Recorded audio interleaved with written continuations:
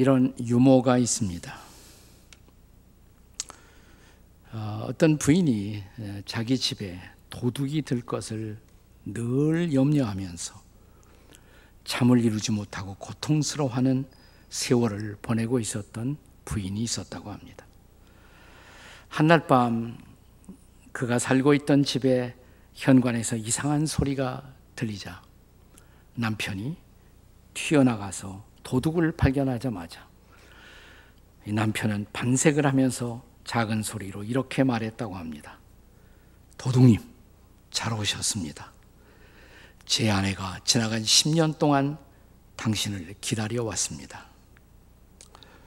아무도 안 웃죠? 네, 웃기는 소리예요, 이게. 네, 웃기는 소리지만 이 유머에는 삶의 진실이 녹아 있습니다. 우리가 염려하지 않아도 좋을 것을 미리 염려하며 우리는 인생의 날들을 낭비하고 있다는 말입니다. 유머 속에 등장하는 부인은 적어도 10년간 염려의 노예가 되어 살아왔다는 말입니다. 한 통계에 의하면 이 시대에 우리가 염려하고 있는 것들의 40%는 결코 미래에 일어나지 않을 일들, 그런 일들을 40% 정도 염려하고 있다는 거예요. 30%는 염려해도 소용없는 과거에 일어난 일들이라고 합니다. 12%는 의사도 진단 불가능한 건강과 연관된 의학적 증상들인데 따라서 염려해도 소용없는 것들이고요. 10%는 살아있는 인생이라면 누구나 경험하는 일상적인 선택사항들이며 오직 8%의 일들만 사람들은 염려할 가치가 있는 일들을 염려하고 있다는 말입니다. 그런데 문제는 8%가 아니라 우리는 100%의 염려의 짐을 지고 날마다의 인생을 살아가고 있다는 것입니다. 오늘 예수님이 제 아들에게 말씀하신 염려는 주로 일상적 선택사항과 관련된 일들처럼 다가옵니다. 본문의 22절을 보세요. 22절 다 같이 시작. 또 제자들에게 이르시되 그러므로 내가 너희에게 이르노니 너희 목숨을 위하여 무엇을 먹을까 몸을 위하여 무엇을 입을까 염려하지 말라. 물론 예수님 당시에 팔레스타인에 살고 있던 민중들의 삶은 날마다의 생존을 걱정해야 하는 인생의 바닥에 처한 상황들이었을 것입니다. 여기 목숨을 위하여라는 단어가 바로 그런 상황을 우리에게 연상시키고 있습니다. 따라서 당시의 사람들에게 무엇을 먹을까 무엇을 입을까는 선택이 아닌 삶의 실존이었을 것입니다. 하지만 본문을 작금의 우리 한국적 상황에 적용하여 교훈을 얻기 위해서는 이제 생존까지는 걱정하지 않아도 되는 오늘, 이런 오늘을 살고 있는 우리에게는 염려거리가 주로 선택과 관련된 문화적 걱정들이 대부분이라고 할 수가 있을 것입니다. 실제로 오늘 아침에 일어나서 이 코빅 시대인데 오늘 점심은 내가 누구와 함께 어디 가서 먹지라는 걱정을 지금 하시는 분들도 있을 것이고, 또 오늘 교회에 나오시면서 이 주일 예배인데 내가 어떤 옷을 입고 교회에 가지? 그리고 요즘 나에게 마땅한 옷이 없구나, 이런 걱정을 하면서 오신 분들도 계실 것입니다. 1세기의 예수님의 제자들 못지않게 21세기를 살고 있는 오늘의 우리도 동일하게 염려하고 걱정하며 살고 있다는 말입니다. 특별히 오늘처럼 코로나 시대 자영업이 여의치 않고 또 우리들의 직장이 보장되지 못한, 따라서 내일의 불안을 덜어주지 못하는 불확실성의 시대를 살면서 한층 무거운 삶의 염려가 저와 여러분을 짓누르고 있는 시대를 살고 있습니다. 이런 시대에 염려를 극복하고 성도답게 살아가는 비결은 무엇일까요? 염려를 극복하고 성도답게 살 수 있는 비밀은 뭘까요? 첫째, 염려는 비생산적인 일임을 기억해야 합니다. 한번 따라서 하세요. 염려는 비생산적인 일입니다. 본문의 25절 말씀을 보세요. 25절. 또 너희 중에 누가 염려함으로 그 키를 한자나 더 알 수 있느냐? 현대어 번역 성경인 메시지 성경은 이 대목을 좀 더 실감 있게 이렇게 번역하고 있습니다. 한번 따라서 같이 읽어보세요. 거울 앞에서 설친다고 해서 키가 1cm라도 커진 사람이 있더냐? 그래봐야 소용없는 일인데 왜 야단 법석을 떠느냐? 네, 아주 실감나는 그런 번역입니다. 여기 본문의 키라는 단어는 실제로 원문에서 생명으로 번역될 수도 있습니다. 그렇다면 염려한다고 해서 생명의 시간을 1시간이라도 더 연장할 수가 있느냐, 이런 뜻이 됩니다. 그런 의미에서 염려는 비생산적이라는 것입니다. 염려 자체로 염려한다고 해서 염려하기는 문제가 해결되지 못하기 때문입니다.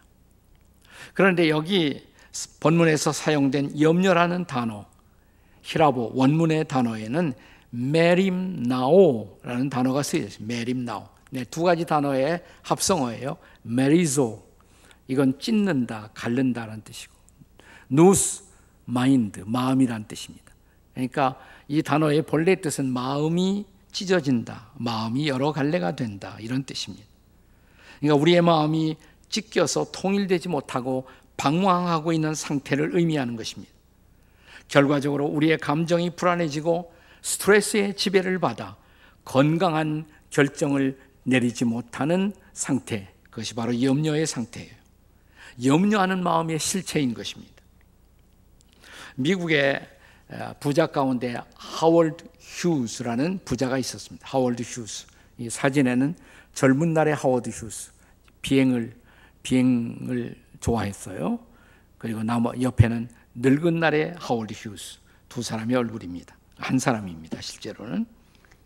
자, 그는 영화 제작자였고 항공업에 종사했고 방위 산업에도 종사했고 제조업에도 종사해서 큰 돈을 벌었습니다.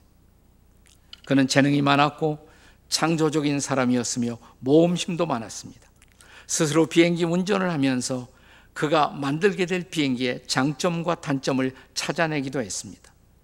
여러 번 죽을 고비를 넘겼습니다. 또 여러 편의 영화를 제작하면서 주인공으로 등장했던 여인들을 자기의 연인으로 삼아 영화처럼 인생을 살아보기도 했습니다. 그가 벌어들인 돈으로 부동산에 투자하여 막대한 돈을 벌어들이는 재벌이 되었습니다. 그런데 어느 날부터 그는 매사에 사람들을 믿지 못하고 매사에 염려하는 그런 증세가 그의 마음을 사로잡았습니다. 마침내 그는 라스베가스의 호텔의 맨 꼭대기층, 그게 다 자기 집이었는데 꼭대기층에 살면서 사람들을 만나지 않고 업무를 처리하기 시작합니다. 사람들을 만나는 것이 의심스러웠어요. 그가 나를 해치지 않을까? 또 나에게 어떤 불리한 일을 꾸미지 않을까? 그런 염려 때문이었습니다. 그래서 결제 서류나 사업 보고서도 바구니를 달아 창문으로 올려보내서 결제를 하곤 했다고 합니다. 세균이 무서워서 물건을 손으로 만지지 않고 소독한 티슈와 그리고 수건만을 사용했다고 합니다. 코로나 시대를 미리 그는 다 연습했습니다. 자, 그는 마침내 건강이 악화되어 미국 휴스턴의 병원으로 급송되었을 때 그때 그의 몸무게가 어느 정도였냐? 41kg. 이 사람은 키가 190cm가 넘었어요. 그런데 몸무게가 41kg, 상상이 되십니까? 근데 그것도 왜 그러냐면 먹지 못해서, 영양실조로. 부자가 먹지 못해 영양실조로 41kg로 삐쩍 마른 채로 그는 죽어갑니다. 비단 영양실조뿐만 아니라 신부전증, 여러 가지 합성증으로 말미암아서 그는 70세에 세상을 떠났습니다. 염려라는 강박증의 지배를 받은 불쌍한 한 부자의 최후였습니다. 그래서 예수님은 오늘 26절에서 말씀하십니다. 너희가 가장 작은 일도 하지 못하면서 어찌 다른 일을 염려하느냐? 한순간에 목숨의 길이도 연장하지 못하면서 뭘 그리 염려하고 사느냐? 그런 말씀입니다. 그래서 그분은, 예수님은 오늘도 이 코비드-19 코로나의 시대를 살고 있는 저와 여러분에게 말씀하십니다. 염려하지 말라. 자, 옆에 사람에게 염려하지 맙시다 한번 해보세요. 염려하지 맙시다. 네. 자, 어떻게 염려하지 않고 살 수가 있나? 두 번째, 하나님의 절대적 주권을 믿어야 합니다. 따라서 하세요. 하나님의 절대적 주권을 믿읍시다. 옆에 사람에게 해보세요. 시작. 본문의 24절을 보겠습니다. 까마귀를 생각하라. 심지도 아니하고 거두지도 아니하며 골방도 없고 창고도 없되 하나님이 기르시나니 너희는 새보다 얼마나 더 귀하냐. 너희는 까마귀보다 더 귀한 존재가 아니더냐. 내가 까마귀를 돌보는데 너희들 돌보지 않겠느냐, 이 말이죠. 성경에서 까마귀는 주로 부정한 새로 그렇게 분류되어 있습니다. 레위기 11장 12절 이하에 보시면 이렇게 시작이 돼요. 새 중에 너희가 가증히 여길 것은, 새 중에 가증히 여길 새가 있다. 15절 까마귀 종류와 그랬어요. 그래서 유태인들은 참새는 먹어도 까마귀는 절대로 가까이 하지도 않고 먹지도 않습니다. 그런데 예수님은 말씀하시기를 하나님은 이런 까마귀도 버려두지 아니하시고 기르시고 먹이신다는 것입니다. 자, 왜냐하면 이런 까마귀도 여전히 하나님의 피조물이기 때문입니다. 그렇다면 하물며 하나님의 형상을 담도록 지음받은 인생은 까마귀보다 얼마나 더 존귀한 피조물인데 그가 우리를 그대로 버려두시겠습니까? 문제는 하나님이 나를 이렇게 존귀히 보시고 돌보시고 계신다는 것을 내가 믿느냐는 것이에요. 내가 믿느냐는 것입니다. 이것이 바로 하나님의 절대 주권에 대한 신앙입니다. 이어지는 본문 27절을 보십시오. 27절 같이 읽겠습니다. 시작. 백합화를 생각하여 보라. 실로 만들지 않고 짜지도 아니하느니라. 그러나 내가 너희에게 말하노니 솔로몬의 모든 영광으로도 입은 것이 이 꽃 하나만큼 훌륭하지 못하였느니라. 우리가 이스라엘에 가보면 이스라엘이 사실은 전체가 다 사막이에요. 하지만 그 사막 지대를 가다 보면 예쁜 꽃들이 전혀 자랄 만한 환경이 아닌데 예쁜 꽃들이 지천으로 피어있는 곳들을 가끔 발견하게 됩니다. 그게 바로 성경이 말하는 들의 백합화예요. 우리가 들의 백합화 그러면 한국식 백합화를 얼른 연상하는데 그런 백합화는 아무리 찾아도 이스라엘 땅에 없습니다. 그러면 예수님 말씀하신 들의 백합화가 실제로 어떤 꽃인가? 아주 가까운 꽃을 말한다면 그게 아네모네예요. 들의 백합화는 아네모네 혹은 양귀비입니다. 양귀비 중에 개양귀비 이렇게 쫙 피어 있어요. 예쁘죠? 들에 이렇게 쫙 피어 있으면 예뻐요? 안 예뻐요? 좀 반응을 보여요. 예쁘죠? 얼마나 예뻐요? 이거 보고 예수님이 들의 백합화를 보라라고 말씀하신 것이에요. 네. 자, 들에 피어 있는 꽃이지만 붉은 옷을 입고 미소 짓고 있는 황홀한 야생화. 바로 이런 꽃들을 예수께서 말씀하시면서 이 황홀한 드레스를 입고 있는 이 꽃들을 솔로몬의 궁전에 간들 발견할 수가 있겠느냐 이 말이에요. 이런 야생의 꽃들의 아름다운 치장, 하나님이 하신 것이죠. 하나님의 주권적 섭리의 결과예요. 그렇다면 야생의 꽃들도 돌보시는 하나님이 그의 주권으로 그의 자녀들을 돌보시지 않겠습니까? 그럼에도 불구하고 끊임없이 우리는 먹을 것, 입을 것, 살 것을 염려하며 살아가고 있어요. 하나님의 백성답지 못한 것입니다. 우리 주님은 그것이 하나님 모르고 사는 믿음 없는 이 세상 사람들의 삶의 방식이라고 말씀하십니다. 자, 본문 28절 보세요. 28절 다 같이 시작. 오늘 있다가 내일 아궁이에 던져지는 들풀도 하나님이 이렇게 입히시거든 하물며 너희 일까 보냐. 믿음이 작은 자들아, 믿음이 작은 자들아. 결국 염려와 근심은 믿음이 없거나 믿음이 작은 데서부터 비롯되는 것입니다. 자, 이어지는 29절 30절 말씀을 보세요. 29절 30절 다 같이 시작. 너희는 무엇을 먹을까 무엇을 마실까 하여 구하지 말며 근심하지도 말라. 이 모든 것은 세상 백성들이 구하는 것이라. 너희 아버지께서는 이런 것이 너에게 있어야 할 줄을 아시느니라. 아멘. 그렇습니다. 이 모든 우리의 필요를 아시고 돌보시는 전능하시고 전지하신 하나님의 절대적 주권, 그 주권을 믿고 믿음으로 염려를 극복하고 하루하루를, 그리고 지금 이 시대도 살아갈 수 있느냐는 것입니다. 그것이 바로 하나님의 절대 주권을 우리가 참으로 믿고 살아야 할 중요성인 것입니다.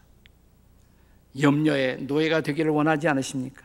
하나님의 절대 주권을 믿으시기를 주의 이름으로 축원합니다. 자, 우리가 이런 시대에 염려하지 않고 살아가는 비밀, 세 번째는 하나님의 우선순위에 헌신해야 합니다. 하나님의 우선순위에 헌신할 줄 알아야 합니다. 우리가 인생의 절박함에 떠밀리게 되면 자연스럽게 우리는 무엇을 먼저 할 것인가라는 질문 앞에 서게 됩니다. 다시 말하면 우선순위의 선택 앞에 서는 것입니다. 자, 이런 선택 앞에서 우리에게 주시는 말씀이 바로 31절입니다. 자, 31절 다 같이 읽습니다. 시작. 다만 너희는 그의 나라를 구하라. 그리하면 이런 것들을 너에게 더하시리라. 이런 것들이 뭐예요? 우리가 걱정하는 먹을 것, 입을 것, 살 것. 그런데 우선순위를 제대로 하면 하나님이 나머지는 책임져 주신다는 것입니다. 저는 국민학교 6학년, 초등학교 6학년 때까지는 이 염려를 모르고 살다가 6학년 때 저희 집이 그냥 폭삭했어요. 네. 아버님이 뭐 일이 잘못되어서 다 빚을 지고 어디론가 이제 사라지셨습니다. 예, 그때부터 저는 먹을 것, 입을 것, 살 것을 염려하기 시작했습니다. 언제까지 그랬느냐? 중학교, 고등학교, 청년이 되고 결혼할 때까지. 제가 처음으로 염려를 믿음으로 극복한다는 것을 배우기 시작한 것이 사실은 결혼하고 제 아내를 통해서 배웠어요. 제 아내를 통해서. 그 당시에 저는 아무것도 없었고 저희 집은 마이너스 빚밖에 없었어요. 장가도 못 드는 줄 알았어요. 네, 정신없는 여자 하나가 저한테 시집을 오더라고요. 네. 저는 이제 걱정이 돼요. 그런데 말하기를 자기가 시집 오기 전에 한 주간 동안 특별 기도를 했대요. 금식하면서. 근데 마지막 날 하나님의 음성을 들었대요. 내가 책임진다. 걱정하지 말고 시집가라. 그래서 저한테 왔대요. 그래서 제가 뭘 걱정하면 자기는 하나님이 책임져 주신다는 말씀을 듣고 왔기 때문에 걱정하지 않는데요. 나는 걱정하지 않는, 걱정해야 할 상황인데 걱정하지 않는 마누라를 보면 심히 걱정이 돼요. 어쨌든 저는 조금씩 오히려 실제적인 신앙생활에 있어서는 제 아내에게 더 많은 도움을 받았습니다. 그래서 염려와 걱정을 하나님께 맡기는 것을 조금씩 배울 수가 있었습니다. 캐나다 여인 중에 시빌라 말틴이라는 자매가 있었어요. 음악을 전공했고 또 음악대학을 나와서 학생들을 가르치는 일을 하다가 하버드 대학을 나오고 역시 음악을 전공한 월터 말틴 목사라는 분을 만나서 둘이 결혼을 하게 됩니다. 그래서 이 부부는 함께 찬송도 만들고 또 함께 전도도 하고 함께 선교 여행도 떠나곤 했습니다. 한 번은 저 뉴욕 주에 가서 한 성경학교 바이블 스쿨을 방문했습니다. 그 학교 교장은 찬송가에 관심이 많아서 찬송가 집을 만들고 있는 분이었는데 그분을 돕고 그 학교를 돕기 위해서 몇 주를 거의 한 달 동안 머물게 되었어요. 그러던 중 뉴욕 시골의 한 교회에서 월터 말틴 목사에게 주일 저녁 설교를 해달라는 부탁을 해왔습니다. 대답을 했어요. 그리고 이제 주일이 되어서 그 교회 저녁에 갈 준비를 하고 있는데 갑자기 자기 부인이 자기 부인이었던 시빌라 자매가 아픈 거예요. 그래서 안 되겠다, 약속을 취소해야겠다, 전화를 막 드는데 9살 먹은 자기 아들이 옆에 있다가 갑자기 그러대. 아빠 잠깐만, 아빠 설교 안 하러 간다고 취소하려고 전화하는 거죠. 그래. 그랬더니 아빠가 설교하는 것이 하나님의 뜻이고 하나님이 기뻐하신다면 하나님이 그동안 엄마를 지켜주실 것을 믿지 못하시나요? 9살 먹은 아들이. 네. 그러니까 도전이 되고 은혜가 되었대요. 아들의 이 말이. 그래, 알았다. 그러면 네가 기도해 달라고. 함께 가족들이 기도하고 아빠 월터 말틴 목사는 설교를 하러 갔어요. 그날 밤 집회에는 특별한 하나님의 은혜가 있었다고 합니다. 자, 그날 밤 설교를 마치고 집으로 돌아왔더니 아내가 누워있다가 일어나면서 빙그레 웃으면서 남편을 맞이하면서 여보, 내가 찬송시를 썼어. 그리고 찬송시 하나를 남편에게 보여주었대요. 읽어보고 나더니 좋은데 하더니 거기에 올겐이 있었는데 학교에 올겐 앞에 가서 앉더니 작곡을 시작했어요. 그래서 그날 밤 태어난 찬송이 우리 아까 특성으로 불렀던 자매 찬송가 382장에 너 근심 걱정 말아라. 그 찬송이 그렇게 탄생하는 거예요. 너 근심 걱정 말아라. 주 너를 지키리. 주 날개 밑에 거하라. 주 너를 지키리. 주 너를 지키리. 아무 때나 어디서나 주 너를 지키리. 늘 지켜주시리. 영어로 God will take care of you through every day. 날마다 이 말이에요. Over all the way. 모든 길에서 He will take care of you. 자, 그러니까 이 찬양은 아들의 믿음, 엄마의 시, 아빠의 작곡으로 태어난 가정 찬송이라고 할 수가 있죠. 이 찬송이 얼마나 많은 사람들에게, 그동안 염려와 근심 속에 있던 사람들에게 은혜가 되었습니까? 오늘 코로나 코비드-19 시대를 지나고 있는 저와 여러분에게도 꼭 필요한 찬양이 아니겠습니까? 문제는 주님이 여러분과 저를 지켜주신다는 것을 믿느냐는 것입니다. 믿으십니까, 여러분? 믿으면 그분이 지켜주실 것입니다. 그분이 책임져 주실 것입니다.